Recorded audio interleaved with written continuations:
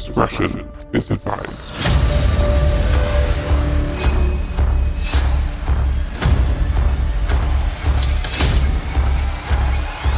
This is 10-Minute Murder.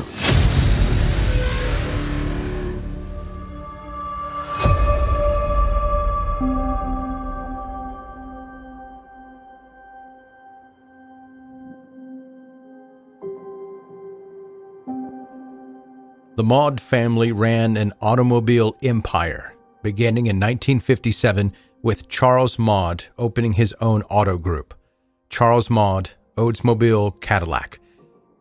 The success was passed on through the generations, and by the time Charles's grandson, Erik Maund, was born, the family was living in luxury, and Erik was incorporated into the business as soon as he was old enough to work. In 2020, 45-year-old Erik was living inside a $5 million 10-bedroom mansion in Texas, overlooking Austin Country Club. Erik was married with children, but on a trip to Nashville to see one of his kids in college, he met up with another woman, a 33-year-old beautician and escort named Holly Williams. Although Erik gave Holly a fake name, calling himself Erik Moore to avoid her finding out his real identity, his affair with her wasn't entirely no strings attached. Holly had just broken up with her long-term boyfriend, a man named Bill Lanway. Their relationship had been emotionally volatile and sometimes physically violent. And only a few months before meeting Erik, Holly had officially put an end to things. However, Bill remained a constant presence in her life. They kept living together after the breakup, and Bill continued to be violent and controlling. In January of 2020, Bill had gotten angry at Holly and then started strangling her while telling her, quote, "This is only happening because you tried to run away." After the incident, Holly had gone to the cops, telling them that she had been convinced that Bill was going to kill her. It wasn't the first time that Holly had called the police on Bill. In fact, it was the third time. After their initial meeting, Holly and Erik met up again in early February of 2020. Erik knew that he would be back in Nashville for a few nights, so before he arrived there, he sent Holly a message stating that he'd love to see her again. When she agreed to meet him, Erik responded that he was excited to see her and directed her to wait for him in a specific hotel bar like she had the last time. On the 1st of March 2020, several weeks had passed since Erik last met up with Holly, and he received a text from her on-again, off-again partner, Bill Lanway. Holly hadn't told Bill that she had been sleeping with Erik, but he had gone through her phone and managed to trace Erik's cell phone number back to his real identity. Bill was furious, and now that he'd discovered how wealthy and powerful Erik was, he was determined to use this information to extort the other man. In the text, he told Erik that he would agree to keep the affair a secret in exchange for a significant amount of hush money. Erik panicked. He had a reputation to uphold, and he didn't want his wife and family to find out about his infidelity. 10 days later, he transferred hundreds of thousands of dollars into another bank account, but the recipient was not Bill Lanway. Instead, Erik paid the money to a private security company called Speartip Security Group. The company's owner, Gilad Peled, had previously been in the Israel Defense Forces as a military commander before he moved to Texas and opened up the firm. When Erik approached Gilad about the 5th of March and asked for his help, Gilad suggested that the case should be taken over to law enforcement, who would be able to arrest Bill for blackmail. However, Erik refused. He wanted to settle this privately and didn't want to risk involving the police. Instead, he wanted him and two of his employees to fix it. Gilad agreed, and one of his former Special Operations Marine employees, Byron Brockway, investigated the situation and created what he called an intelligent report. Another former Special Operations Marine employee, Adam Carey, kept both Bill and Holly under tight surveillance, watching their movements. A surveillance document titled Tennessee Sitrep was sent through from the employees to Gilad on the 9th of March. It confirmed the details that Adam had found out while keeping Holly under surveillance, including details about the vehicle she drove and her address, as well as confirmation that Bill was still living with her. The document clearly stated the purpose of the surveillance, Adam and Byron would use everything at their disposal to stop the attempted extortion of Maund. On the 11th of March, the same day that Erik made the massive final payment to Spear Tip Security Group, both Byron Brockway and Adam Carey waited outside Bill and Holly's apartment complex and then approached them in the parking lot. Both Spear Tip security employees were carrying a weapon, and during the confrontation, one of them shot and killed Bill Lanway. Byron and Adam had come prepared, hiding cars for the occasion. The men forced Holly into a rental car at gunpoint and then maneuvered Bill's lifeless body into the vehicle before driving to Old Hickory Boulevard, where they pulled into a construction site. They dragged Holly out of the car and shot her multiple times, killing her, and dumped both the bodies at the construction site inside one of the cars before driving away.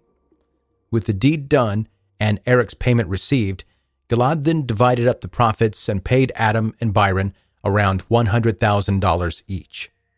Shortly after Bill and Holly were killed, Byron returned the rental car, and the account that the men had used to communicate with Erik was deleted.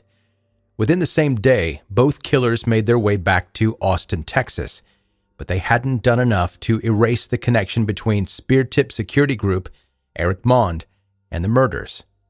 Bill and Holly's bodies were found early the next day at the construction site, and immediately the investigation into their murders began. Multiple factors connected Erik to the couple. His phone records connected him to Holly, even though he had used a fake name, and later on, they connected him to Bill when the threatening texts had started. Meanwhile, his financial records showed an unexplained transfer of more than $800,000, which was able to be traced to Gilad. In December of 2021, Holly had been dead for 9 months, and Erik's life had more or less returned to normal. His wife never found out about the affair, and the family's empire was intact. He decided to travel to a ranch in South Texas with one of his friends, planning to go on a luxury hunting trip. When the two men were driving back home along Interstate 35 in Erik's black Toyota SUV, they were suddenly ambushed at what appeared to be a routine traffic stop. A group of federal agents and other law enforcement officials planned to surprise Erik and prevent him from fleeing. Erik was removed from the SUV and placed under arrest, facing murder-for-hire charges.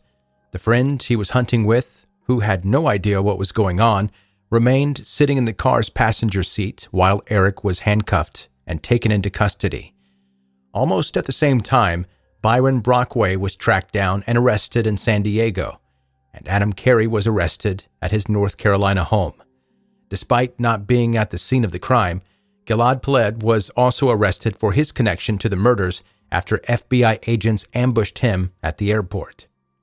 Erik, Gilad, Byron, and Adam all faced the same charge of murder for hire, and Byron and Adam received additional charges for kidnapping Holly and taking her to a secondary location before murdering her. After accepting a plea deal in 2022, Gilad had an earlier trial than the others involved. As a part of his deal, he agreed to testify at the trials of the other three. In court, he was asked why, as the man in charge of Spear Tip Security Group, he had gone ahead with the murder-for-hire plot instead of sticking to his original suggestion of helping Erik to get Bill arrested for extortion. "I should have," Gilad replied, unable to give the attorneys a clear answer. "I'm sorry. I'll regret that for the rest of my life, but I didn't." The remaining 3 men went to trial in 2023, and they were found guilty on all charges. At the trial, the amount of hush money that Bill had demanded from Erik was finally revealed. He had asked for $25,000, around 1/30th of what Erik had eventually paid to have him murdered.